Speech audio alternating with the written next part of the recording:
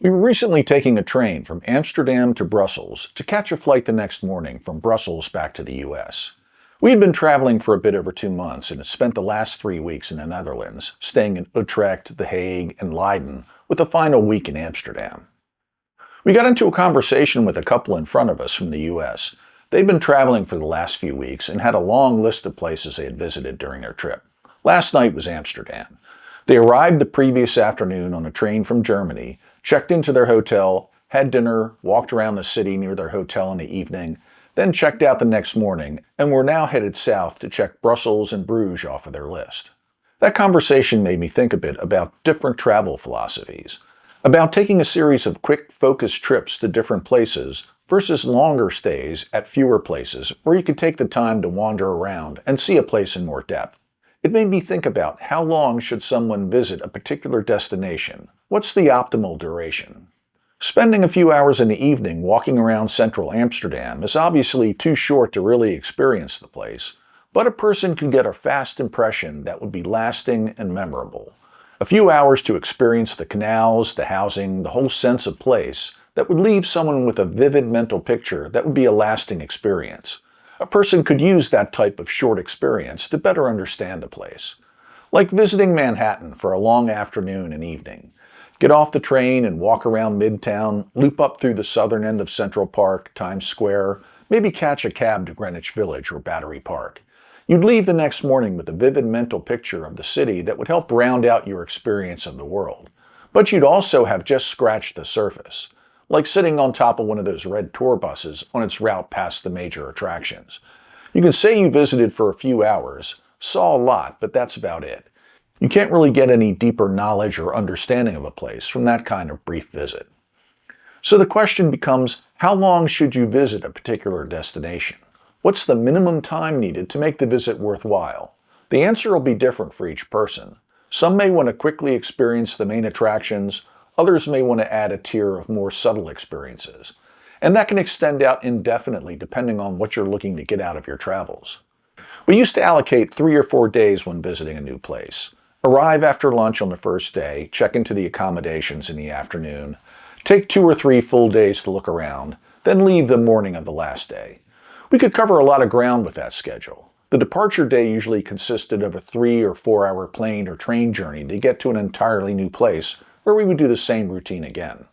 On one trip we flew into Zurich and visited the Alps in the Bernese Oberland in Switzerland for about 4 nights, Bern for 3 nights, then drove to Geneva and caught a high-speed train to an apartment in Paris for 3 nights, then another high-speed train to Amsterdam for 4 nights on a houseboat, before flying to visit relatives in Tallinn for 4 nights.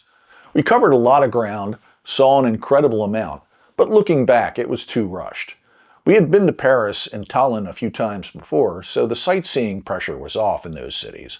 But we still had a list of things we wanted to see and do on the trip, which created some pressure to keep on a schedule.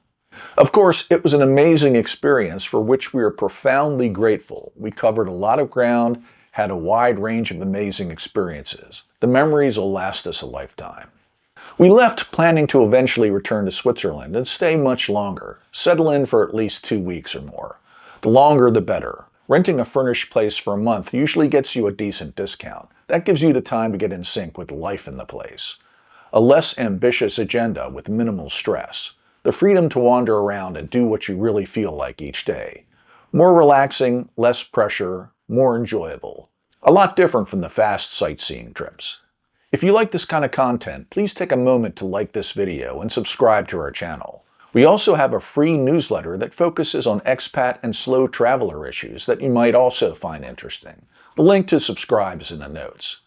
Maybe the slow travel trips work better for us now because we're older. Traveling too fast can be too much work. The days where we check out and travel to the next destination use up a lot of energy, and we don't have the stamina that we used to. And now we have more free time to spend on a longer trip. Less pressures from work and kids in school, the luxury of not having to squeeze everything into a short, fast trip during the kids' school vacations. Now we can travel off-season when the crowds are gone, the lines are shorter, the restaurants have seating available, the prices are lower, and the pace is slower. There must be some sort of calculation that gives you the optimal time you should stay in a specific area.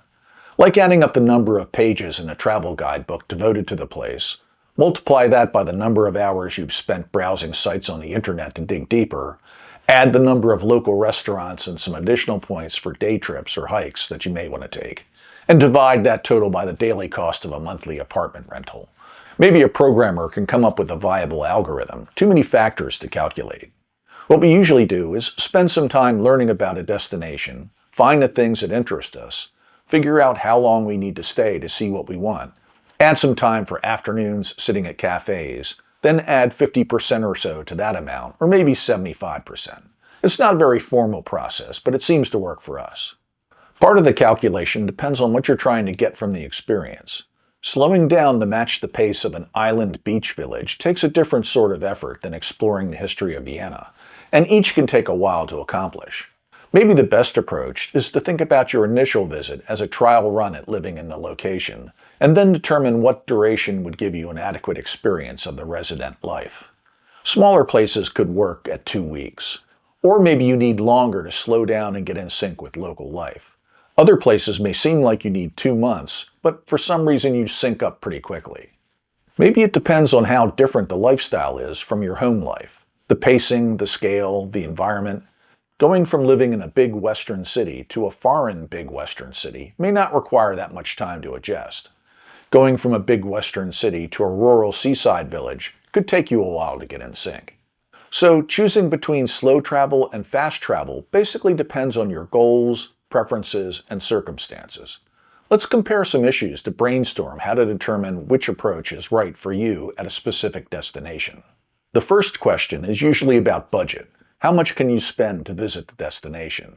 Slow travel can be more economical if you stay in one place longer, since you can usually find better rates for long-term accommodations and can cook your own meals.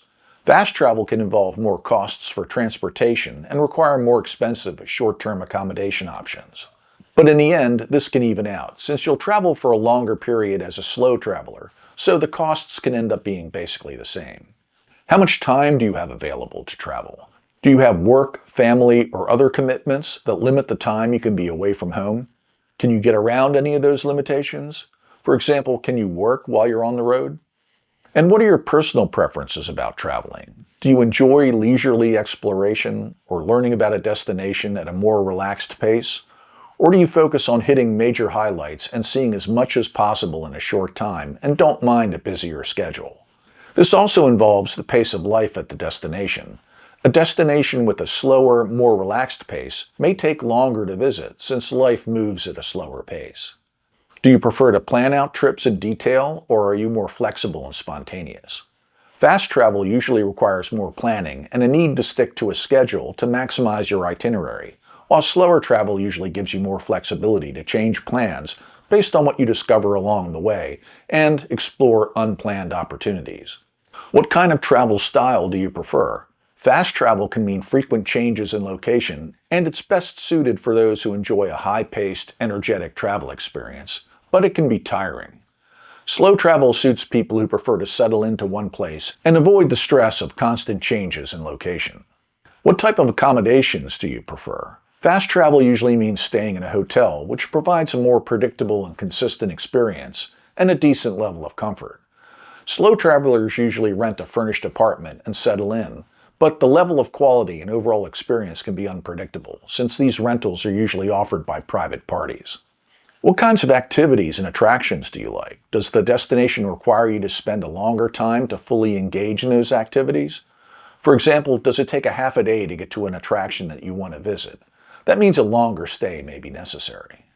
Are there any special events, festivals, or seasonal activities that you'd like to experience?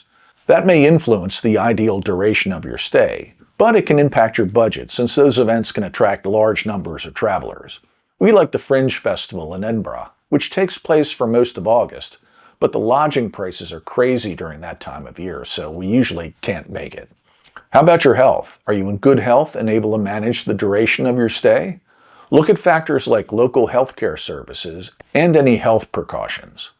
What's the nature of your desired destination? Fast travel is great for destinations with numerous major attractions or when traveling between multiple cities or countries.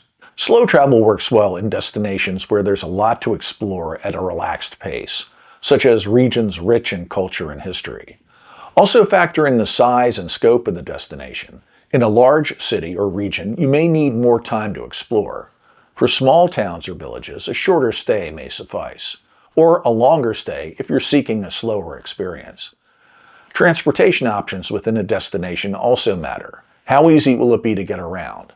Well-connected areas might allow you to explore more efficiently, while remote places with limited transport options may require more time. But ultimately, the preference for slow or fast is about what aligns best with your travel goals and personal style. If you value depth over a wider scope and prefer a more relaxed approach, slow travel might be the best choice.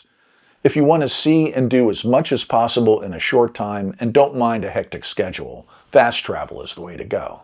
If you like this kind of content, please take a moment to like this video and subscribe to our channel. We also have a free newsletter that focuses on expat and slow traveler issues that you might find interesting. The link to subscribe is in the notes. Thanks for watching.